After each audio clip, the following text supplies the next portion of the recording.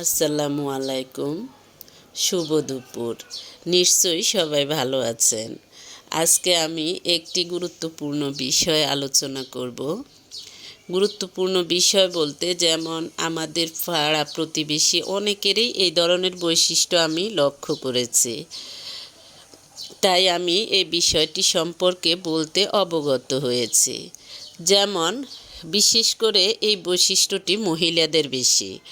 যেমন মানুষকে কিভাবে ছোট করবে, পাড়া প্রতিবেশীকে, ছেলের বউকে, ভাইয়ের বউকে কিভাবে ছোট করে কথা বলবে, কিভাবে নিচু করা যায় বা কিভাবে সুনাম নষ্ট করা যায় সেটা খুব ভালো করে জানে। দেখা যায় যে নিজেরা হাতে নাতে মিথ্যা কথা ধরা পড়লেও সেটা এমনভাবে বলে, কিন্তু বলে অন্যকে সেটা মনে হয় যে তারা কিছুই বলে নাই। কিন্তু তারা যখন বিভিন্ন জায়গায় বিভিন্ন জনের নামে মিথ্যা কথা বলে, অপবাদ দেয়, তখন তাদের মনে থাকে না তারা আসলে কি করতেছে, কি বলতেছে, এটা কি আসলে কি তারা সওয়াবের কাজ করতেছে না গুনার কাজ করতেছে।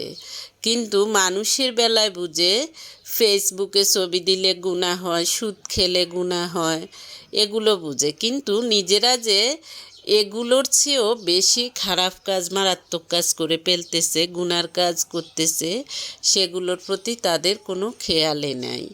তাই এই ধরনের খেয়াল অবশ্যই রাখবেন। কারণ আপনার যত্ন আপনাকেই নিতে হবে, আপনার মনের যত্ন আপনাকেই নিতে হবে। আপনি এগুলো করে আপনি ইহকাল পরকালে আপনি কোনো কালে আপনি ভালো থাকবেন না। আপনাকে মানুষ ভালো দৃষ্টিতে দেখবে না।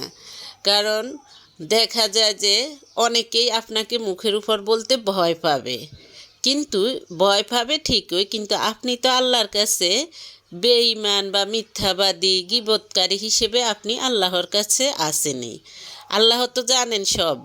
আপনি না হয় পাবলিক প্লেসে বলবেন হ্যাঁ আমি মিথ্যা বলি নাই, ও বলছে এটা সেটা, কিন্তু আল্লাহর কাছে তো এগুলো আপনি তখন আর আপনি ফেরার কোনো পথ নেই, পালানোরও পথ পাবেন না। তাই মানুষের দোষ না ধরে আপনি নিজেকে নিজে সংশোধন করেন, নিজেকে নিজে ভালো রাখার চেষ্টা করেন। আপনাকে কেউ ভালো রাখবে না। আপনি কেন অন্যকে হিংসা করেন? দেখা যায় যে আপনার ভাইয়ের বউ, ছেলের বউ ভালো চললে, ভালো খেলে আপনার কষ্ট হয়। এতে তার মানে হলো আপনার মনে অহংকার এবং হিংসা পরিপূর্ণ।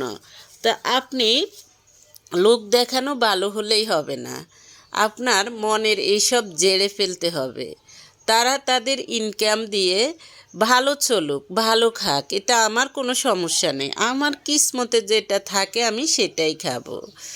এরকম অনেক রকম কষ্ট, অনেক রকম কথা আমার কানে এসেছিল যে দেখা যায় যে বিভিন্ন জনকে নিয়ে সমালোচনা করতেছে।